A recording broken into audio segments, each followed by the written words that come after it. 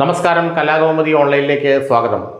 അങ്ങനെ അവസാനം ലീഗ് ഒന്ന് ഒതുങ്ങി. 30 നിയമസഭാ സീറ്റുകളിൽ മത്സരിക്കുമെന്ന് പ്രഖ്യാപിച്ചിരുന്ന മുസ്ലിം ലീഗ് നേതൃത്വം കോൺഗ്രസ് നേതൃത്വത്തിന്റെ അഭ്യർത്ഥനകളെയും സമ്മർദ്ദത്തെയും തുടർന്ന് അത് 27 സീറ്റിലേക്കാക്കി മാറ്റി. അങ്ങനെ ഇന്ത്യൻ യൂണിയൻ മുസ്ലിം ലീഗ് വരുന്ന നിയമസഭാ തെരഞ്ഞെടുപ്പിൽ 27 നിയമസഭാ മണ്ഡലങ്ങളിൽ മത്സരിക്കും. 27 മണ്ഡലങ്ങളിൽ മത്സരിച്ചാൽ 25-ലും തങ്ങൾക്ക് വിജയം ഉറപ്പാണെന്നാണ് ഇപ്പോൾ ലീഗ് നേതൃത്വം കരുതുന്നത്. എറണാകുളത്തെയും ഇനി തെക്കൻ പ്രദേശങ്ങളിൽ കൊല്ലം ജില്ലയിൽ എവിടെയെങ്കിലും കിട്ടുന്ന സീറ്റുകളിൽ മാത്രമേ തങ്ങൾക്ക് പരാജയ പ്രതീക്ഷയുള്ളൂ. ആ സീറ്റുകളിലെ പരാജയപ്പെടുമെന്നുള്ള ഭീതി അവർക്കുള്ളൂ. ബാക്കി വടക്ക് എന്ന് വെച്ചാൽ തൃശ്ശൂർ മുതൽ കാസർഗോഡ് വരെ തങ്ങൾക്ക് കിട്ടുന്ന സീറ്റുകളിൽ 25 സീറ്റും ജയിക്കുമെന്ന ആത്മവിശ്വാസം മുസ്ലിം ലീഗ് നേതൃത്വത്തിനുണ്ട്. അങ്ങനെ വരുമ്പോൾ UDF ഏറ്റവും വലിയ സമ്മർദ്ദ ശക്തിയായി 2026 തെരഞ്ഞെടുപ്പ് കഴിയുമ്പോൾ മുസ്ലിം ലീഗ് മാറുമെന്നാണ് പറയുന്നത്.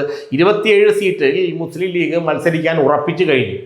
30 സീറ്റ് വേണമെന്ന് ആദ്യമേ കോൺഗ്രസ് നേതൃത്വത്തിന് മുന്നിൽ ആവശ്യപ്പെട്ടെങ്കിലും കോൺഗ്രസ് നേതൃത്വം ചില നെഗോസിയേഷൻസ് അവിടെ നടത്തിയിരുന്നു.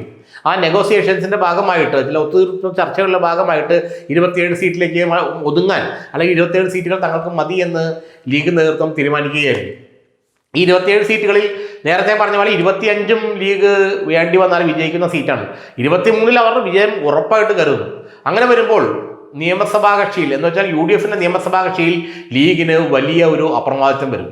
കാരണം ഇപ്പോഴത്തെ അവസ്ഥയിൽ എങ്ങനെ നോക്കിയാലും കോൺഗ്രസിന് ഒരു 40 MLA ഉണ്ടാവുകയുള്ളൂ. കോൺഗ്രസിന് 40 MLA ലീഗിൻ്റെ ഒരു 43 MLA ലീഗിൻ്റെ ഒരു 23 MLA പിന്നെ PJ ജോസഫ് അടക്കമുള്ള ഘടകകക്ഷികളിലെ MLA കൂട്ടുമ്പോഴാണ് ഒരു 73-74 സീറ്റിലേക്ക് UDF എത്തുകയുള്ളൂ എന്നാണ് UDF നേതാക്കൾ ഇപ്പോൾ പറഞ്ഞു. ഇപ്പോഴത്തെ രാഷ്ട്രീയ അന്തരീക്ഷത്തിൽ ഇത് തെരഞ്ഞെടുപ്പ് എടുക്കുന്നതോറും ആ അന്തരീക്ഷത്തിന് മാറ്റം വരാം. കുറച്ചുകൂടെ നല്ല ഭൂരിപക്ഷത്തിൽ UDF അധികാരത്തിൽ വന്നേക്കാമെന്നൊക്കെ അവർ വിശ്വസിക്കുന്നുണ്ട്. പക്ഷെ നിലവിൽ ഇപ്പോൾ വലിയ തദ്ദേശ സ്വയംഭരണ സ്ഥാപന തെരഞ്ഞെടുപ്പിൽ ഉണ്ടായ വലിയ അഭൂതപൂർവമായ മുന്നേറ്റത്തിലും 80 സീറ്റുകളിലാണ് UDFന് മുൻതൂക്കമുണ്ടായുള്ളൂ. 80 നിയമസഭാ സീറ്റുകളിലെ UDFന് മുൻതൂക്കമുണ്ടായുള്ളൂ. ഈ തദ്ദേശ സ്വയംഭരണ സ്ഥാപന തെരഞ്ഞെടുപ്പിലെ വോട്ടിങ്ങിന്റെ പാറ്റേൺ അനുസരിച്ച് നോക്കുമ്പോൾ അപ്പോൾ ഈ പറയുന്ന പോലെ വലിയൊരു അതായിരിക്കില്ലല്ലോ നിയമസഭാ തെരഞ്ഞെടുപ്പ് ഉണ്ടാകും. നിയമസഭാ തെരഞ്ഞെടുപ്പിൽ MLA LDFന്റെയും CPMന്റെയും MLA കുറെ കൂടെ ജനകീയരായതുകൊണ്ട് അവരങ്ങനെ തോൽപ്പിക്കാത്ത എളുപ്പമല്ലെന്ന് UDFന് തന്നെ അറിയാം. അപ്പോൾ അത്ര എളുപ്പമല്ല കാര്യങ്ങളെന്ന് അവർക്ക് അറിയാവുന്നത് കൊണ്ട് തന്നെ 74 സീറ്റുകളാണ് ഇപ്പോൾ UDF പ്രതീക്ഷിക്കുന്നത് അടിസ്ഥാനപരമായിട്ട് വിജയിക്കുകയാണെങ്കിൽ. അങ്ങനെ വരുമ്പോൾ എന്താണ് ഗുണം എന്ന് വെച്ചാൽ, അല്ലെങ്കിൽ എന്താണ് ഒരു പ്രത്യേകത എന്ന് വെച്ചാൽ,